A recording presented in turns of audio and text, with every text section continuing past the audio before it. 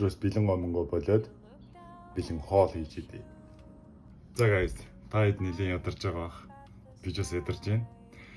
Гэтэ яач ядарсан ер нь хоол хийж идэх хэрэгтэй. Би та нарыг ийм амар гоё төгс их цаг орсон хоол хий гэж хэлэхгээгүй байна. Амархан хурдан болдог хоолыг арга зааж өгөх гэж өнөрөөс бэлэн гомон болох хугацаатай адилхан болдог тийм хоол. За хоолны овцонд яг юу орох вэ гэх юм бол булууны ясны шүл, зорсон мах. За тэгээд мэдээж бэлэн будаа 250 г орчим ус хийн.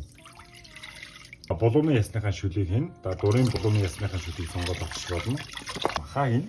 Тэгээд давсаа хийн. Давсаа болохоор өөрийнхөө амтлагаар харуулад хийхэд болно.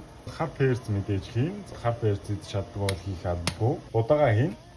Тэгээд мэдээж борцон будаа ийцэн чинь нэг удаан буслах шаардлагагүй. 2 минут орчим буслахаар ерөнхийдөө хоолоо идэхэд болно guys. Вау. Яг хоолны амтны хувьд бол яг нэг гоё эрүүл амт амдагдчихээн guys.